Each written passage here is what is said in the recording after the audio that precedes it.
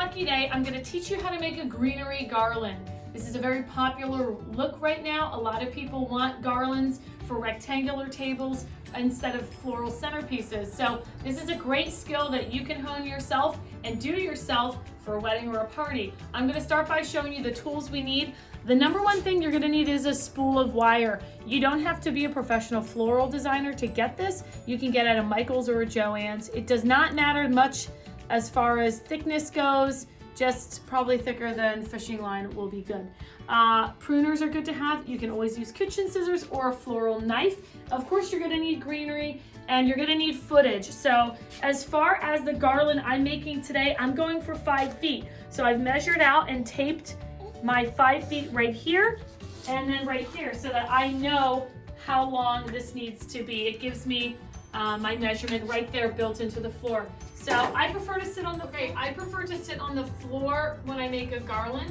I have a bunch of greenery here. I'm gonna grab 3 pieces to start. Put them together. You can be a little haphazard here. Get your wire. Go tightly around these pieces. Really, really tight. This is your starting point. Again, you don't have to make this very pretty because we're just gonna build on it. This wire's gonna hide. Now watch, I'm just gonna build. I'm gonna get some huckleberry. Now remember, texture is key. And look, I'm gonna wrap it around. Keep watching. Some fern. Let's get some Italian ruscus. So the key to a beautiful garland is gonna be texture. I'm leaving these stems long because that's what I'm wrapping the new stuff around. So in addition to texture, I'm gonna be a little strategic with how I wrap these. Pay attention, I'm gonna go this way with that guy, and maybe I'll put a little, you can get multiple pieces of greenery from one stem. I'm gonna put these guys going this way, give it a spin. Okay, I'm gonna get another texture. I'm gonna send it the other way. I'm gonna break off some other greenery. Send it that way. This is gonna give me fullness, texture, and dimension because it's all one color. It's all green. So that can get boring pretty quickly. I want to keep things long, continue to have some length for stems to connect to with the wire. Sometimes you have to dig to find stuff. I'm going in both directions. Give it a nice tight twist. We'll want to go this way. We'll get some huckleberry. I'm using greenery that's giving me a silver tone. I'm using just a standard like green, and then the huckleberries bring in a little bit of a limey tone. So it's nice to have that dimension. And then the Italian ruscus is sort of an in-between color. That's gonna act as my liaison color. Again, I've talked about marbling colors in other videos. It applies here as well. It's really nice to have that dimension in your color palette. And it makes things look a little bit more expensive.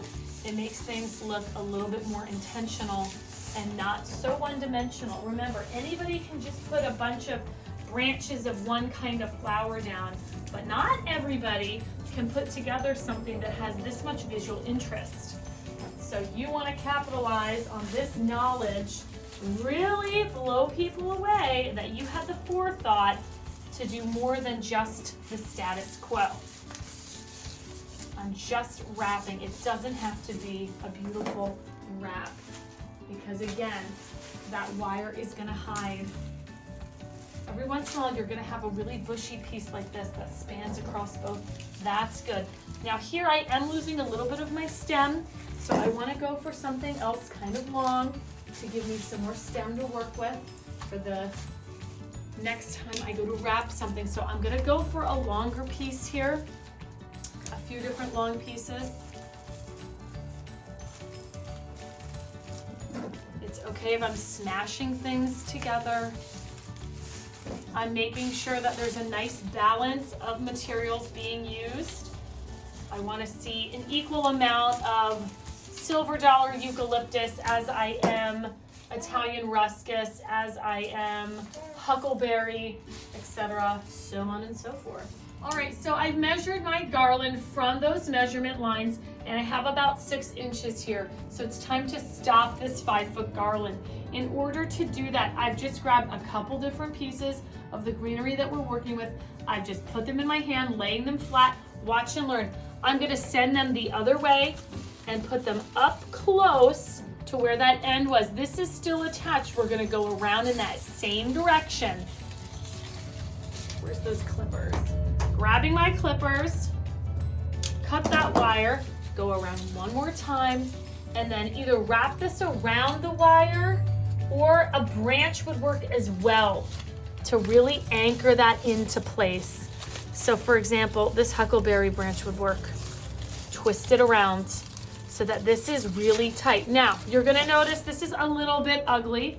For me, this is the fastest way to do it. So what I can do, I can take this garland, see how it's one piece now?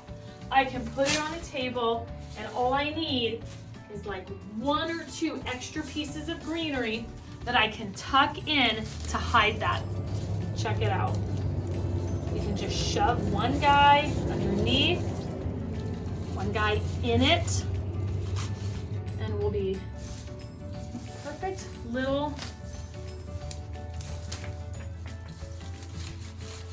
geniuses, be none the wiser. Let's put it on a table and see how we like it. Okay, we're gonna put this on the table. I want you to notice this is one piece. I could throw this off a bridge and it's gonna still be intact. That's what's so great about doing it with one spool of wire.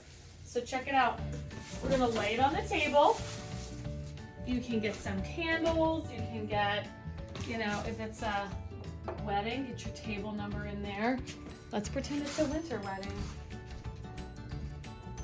See how that creates a nice fullness? Let's get some candles. Okay, so what we have here was a cost-effective centerpiece.